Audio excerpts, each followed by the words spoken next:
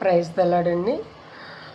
పేరు పేరున ప్రతి ఒక్కరికి కూడా ఈరోజు నేను మాట్లాడాలనుకుంటుంది ఏంటంటే, చాలామంది క్రీస్తు దేవుని నమ్ముకున్న బిడ్డల కోసమే మాట్లాడుతున్నానండి.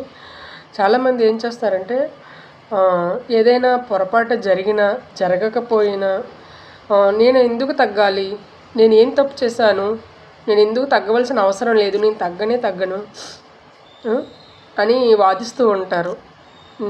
నా సంగతి మీకు తెలీదు, నేను చాలా స్ట్రిక్టు, చాలా సిన్సియరు, ఏదేటో మాట్లాడుతుంటారు. తగ్గవలసిన అవసరమే లేదు అన్నట్టు మాట్లాడుతుంటారు. కానీ ఇది కరెక్ట్ కాదండి. ఎందుకంటే జీవితంలో ఎప్పుడు కూడా మనం అణిగి ఉండాలనేది దేవుడు చెప్తున్న మాట కూడా. ఎందుకంటే వాక్యం ఉంది కదా, మనందరికి ఒకటి ఉంది వాక్యము. ఏంటది? ఎవరైతే తగ్గించుకుంటారో వాళ్ళు హెచ్చించబడతారని వాక్యం మనతో మాట్లాడుతుంది. మనలో తప్పు ఉందా లేదా అనవసరం అండి. మనం తగ్గించుకొని ఉండడం అన్నదే మనకి ఇంపార్టెంట్. దేవుణ్ణి నమ్ముకునేటువంటి మనం అనుసరించాలి.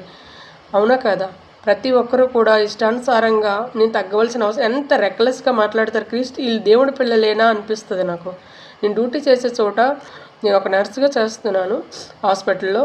చేసే చోట దేవుని పిల్లలే ఎంత అగ్రెసివ్గా మాట్లాడుతుంటారు, ఎంత పొగరగా సమాధానం ఇస్తూ ఉంటారు, రెస్పెక్ట్ ఉండదు. అసలు వీళ్ళని ఊరకనే చిరాకు పడిపోతుంటారు, కోపం పడిపోతుంటారు, కసురుకుంటారు, మంచిగా సమాధానం ఇవ్వరు. ఇవి దేవుని పిల్లలకి కరెక్ట్ అయిన పదాలు కాదండి.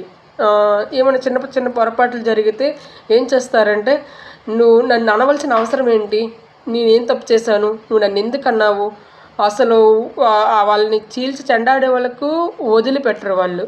ఏంటంటే నువ్వెందుకు అన్నావు నన్ను, నేనేం తప్పు చేయలేదు కదా అని వాదిస్తూ ఉంటారు. ఇది కరెక్టే కాదండి.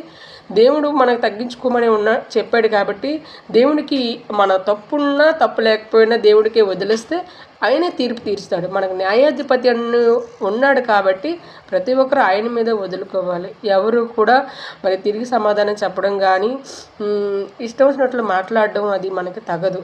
కాబట్టి ప్రతి ఒక్కరు తెలుసుకోవాలి ఈ విషయాన్ని. చాలామంది చూస్తున్నాను, చాలా బాధ అనిపిస్తూ ఉంటుందండి. దేవుడి పిల్లలు ఇలా ఉండకూడదని మరొకసారి మనవి చేసుకుంటున్నాను. Praise the lord.